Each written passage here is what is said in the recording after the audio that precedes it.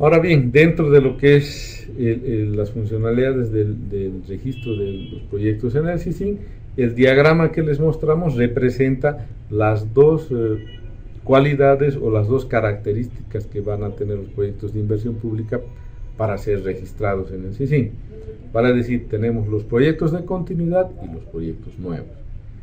Vamos a empezar por la parte de los proyectos de continuidad, donde la entidad, una vez identificados estos proyectos, debe realizar un análisis en tres aspectos principales.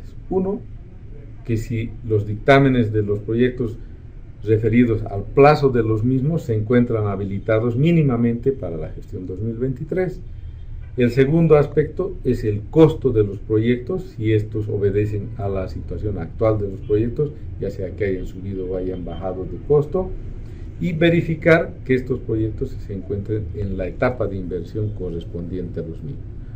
Una vez que se ha realizado este análisis, se procede a realizar los ajustes necesarios a través de los dictámenes y se registra y se asigna los recursos necesarios. Ahora bien, antes de seguir adelante, vamos a pasar a lo que son los proyectos nuevos.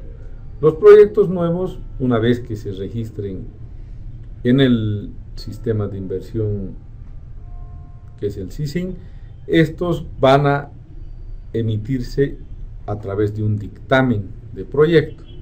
Cuando ya tenemos el dictamen de los proyectos, les asignamos los recursos correspondientes y entramos a lo que es la programación de la inversión. Esta programación tiene necesaria y obligatoriamente que ser asignada tanto en la gestión en formulación como en las gestiones plurianuales que tenga de vida este proyecto nuevo. La segunda etapa que nos espera es la de programación de presupuesto. A esta etapa es de identificar a los objetos de gasto que están definidos en los clasificadores presupuestarios para que podamos ejecutar las actividades definidas en este proyecto. Ya las siguientes actividades que se ven en el diagrama obedecen ya a la ejecución y el desarrollo de los proyectos como tal. Vamos a darles un pequeño pantallazo de cómo y qué pantallas nos muestra el SISIN en el momento de un registro de un proyecto nuevo en el mismo.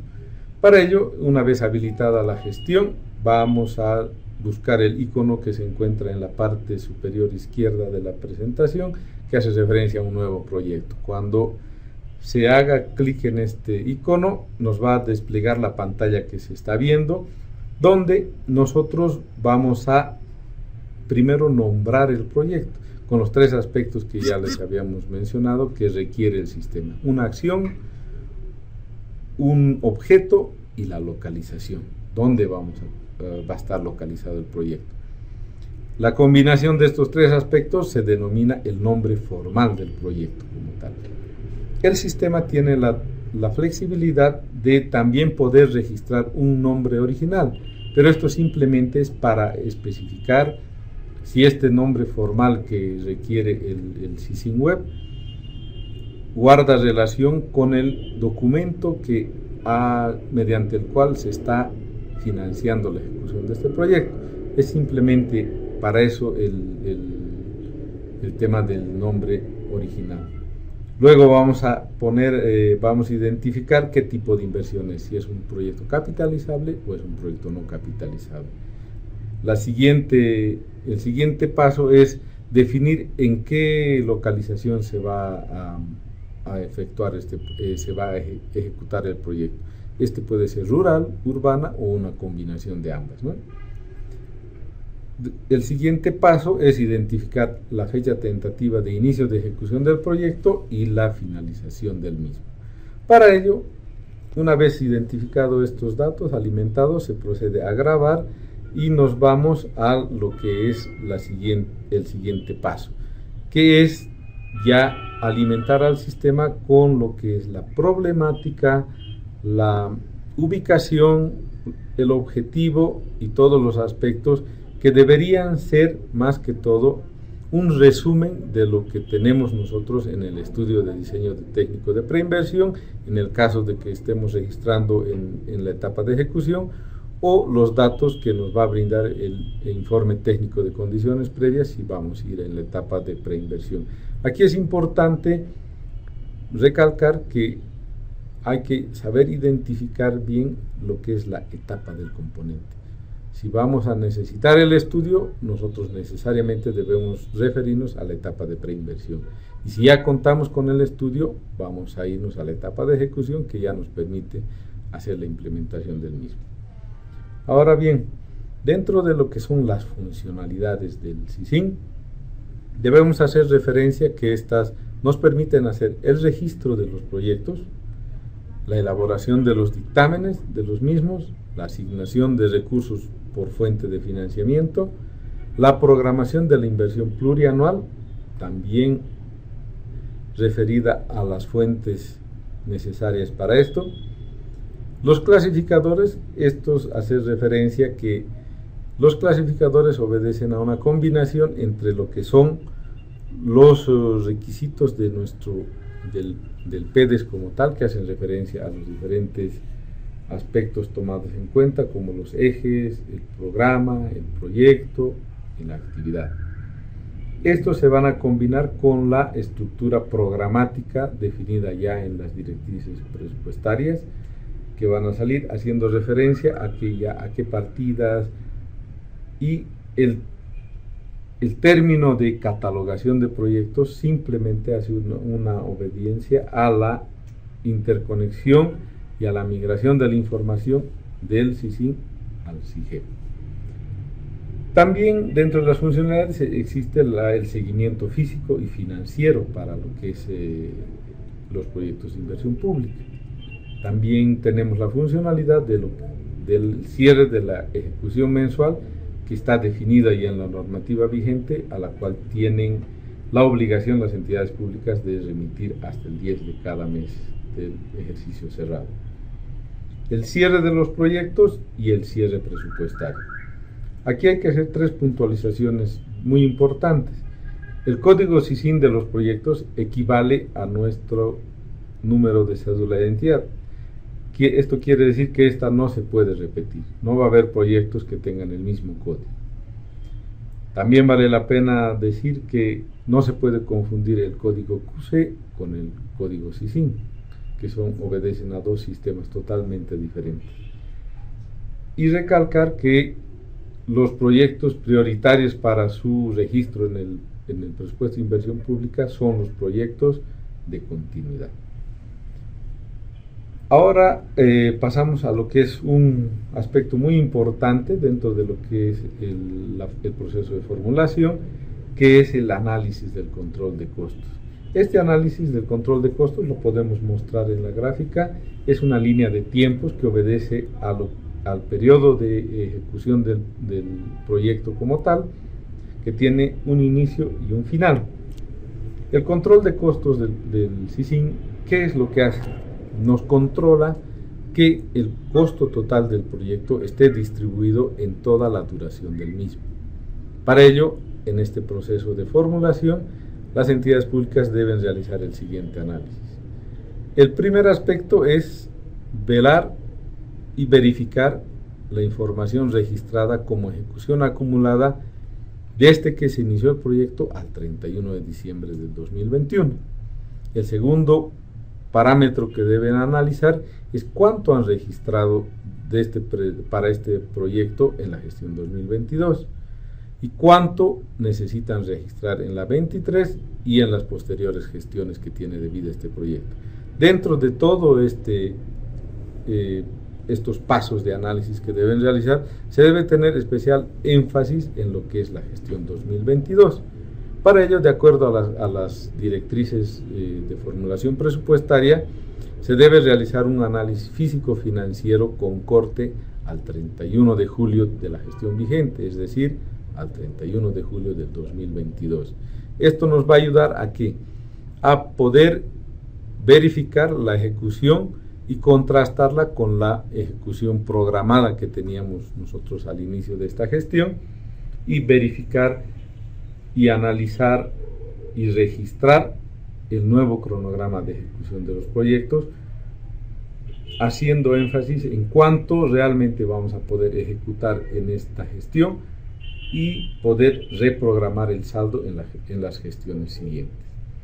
Hay tres aspectos importantes que se deben tomar en cuenta que hacen a que los proyectos puedan ser modificados en su cronograma de ejecución. El primero es la etapa de asignación de recursos. Esta etapa obedece a que los proyectos, si no son totalmente financiados, no pueden ser registrados como proyectos de inversión pública en el sistema. Vale decir, debemos asegurarnos de que estos se encuentren totalmente financiados, ya sea con fuentes externas o fuentes internas de recursos.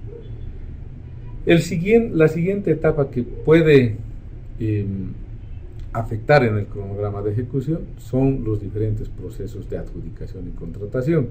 De acuerdo a su fuente de financiamiento, pueden aplicarse las modalidades del Decreto Supremo 181 para las fuentes internas o nacionales y las normas de contratación de los entes financiadores externos, ¿no? Vale decir el Banco Mundial, el BID, etcétera, etcétera. Estos tiempos de contratación deben ser necesariamente tomados en cuenta en el cronograma físico de programación de la ejecución de los proyectos, porque obedecen a que los mismos, si bien no forman directamente parte de lo que es el cronograma de ejecución, ellos tienen una afectación directa al inicio de la misma. Vale decir que mientras no los contratemos no podemos iniciar la ejecución de los proyectos.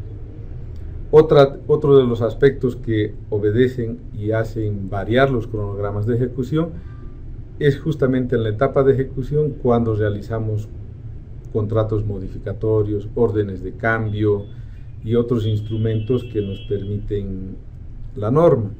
Estas modificaciones a los documentos contractuales pueden hacer que se incremente el costo o que se incremente el plazo de los mismos. Estos aspectos deben ser tomados en cuenta para ello.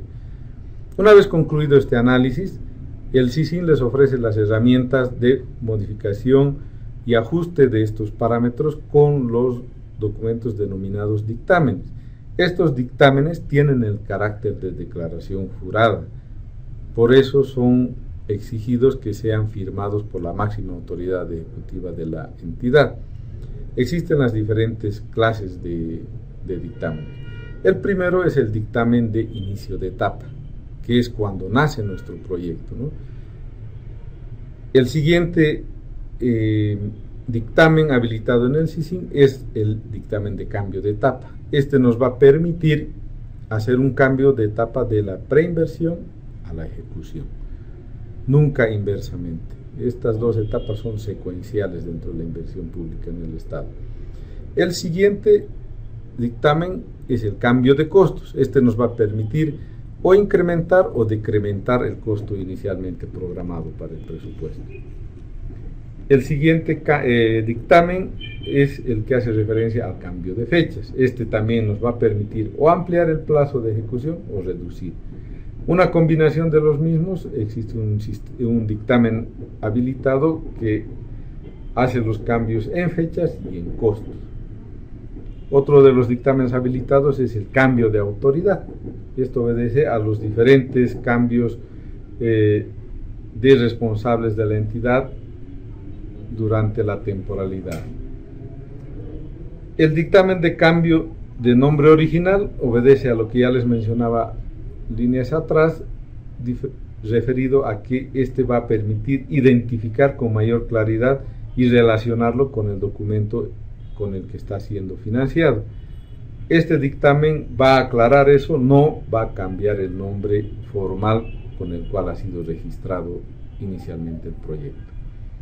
Y el último dictamen habilitado es el de cancelación de los proyectos. Esto es un dictamen excepcional para algunos proyectos que han sido considerados inicialmente en una cartera de proyectos de inversión pública, pero de acuerdo a algunos análisis hechos por la entidad o por el sector, estos deben ser desestimados. Se puede cancelar un proyecto solo siempre y cuando nunca haya tenido registro de ejecución dentro del mismo.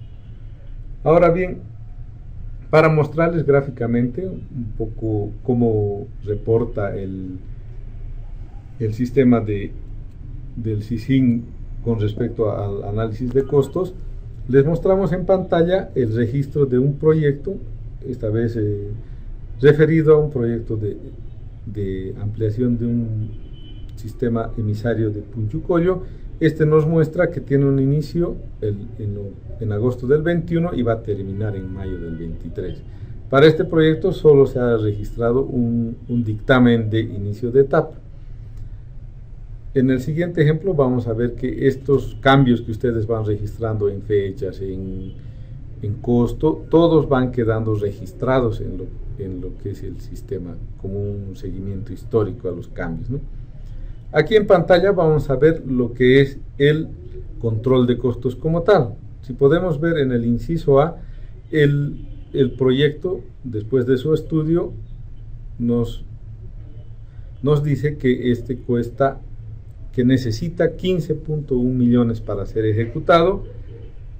El inciso B nos dice que la entidad ha registrado al 31 de diciembre del 2021 un monto de 47.300 bolivianos.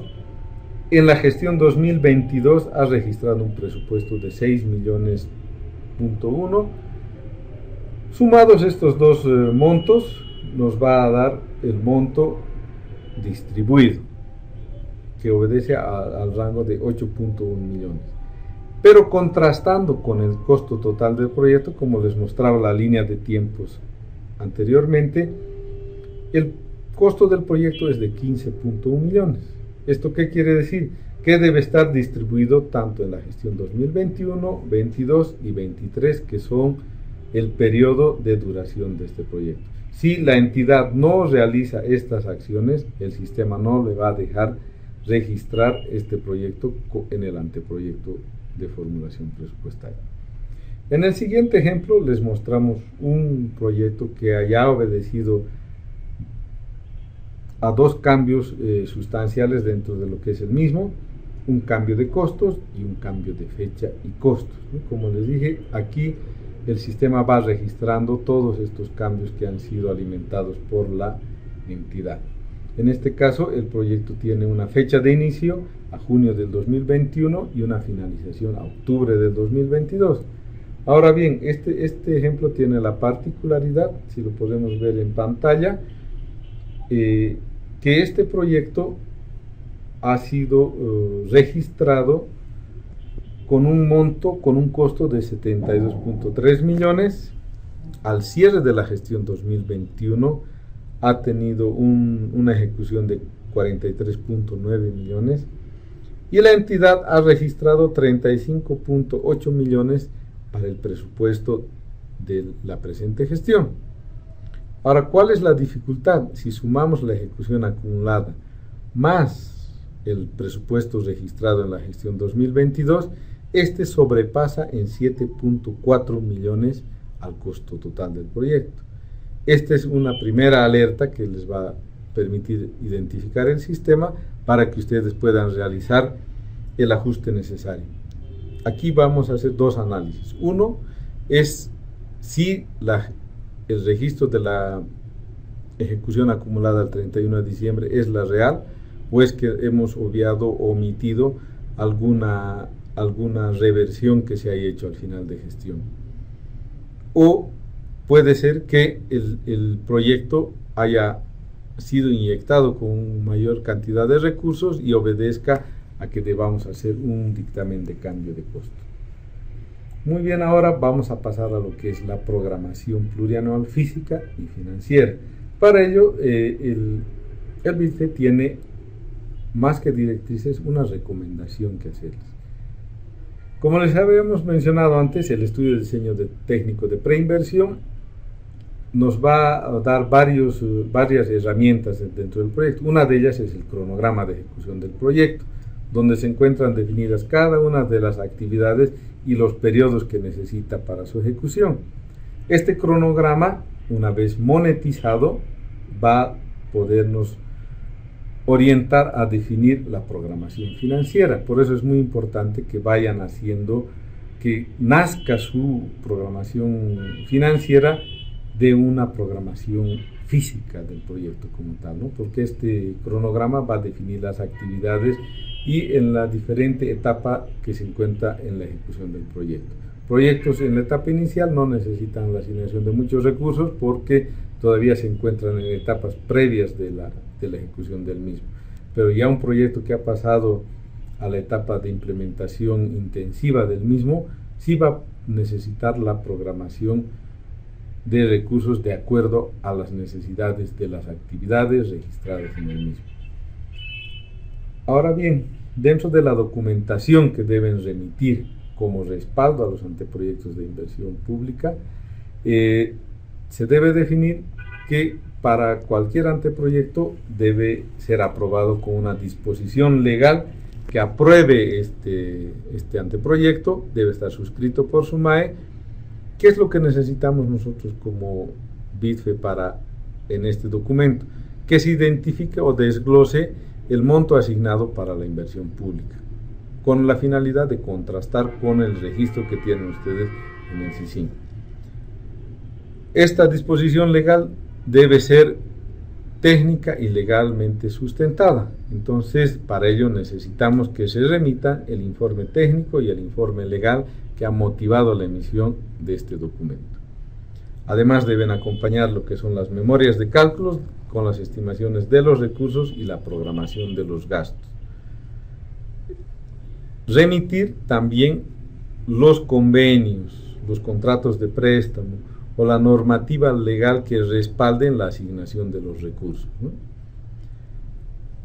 Ahora bien, si alguno de los proyectos dentro del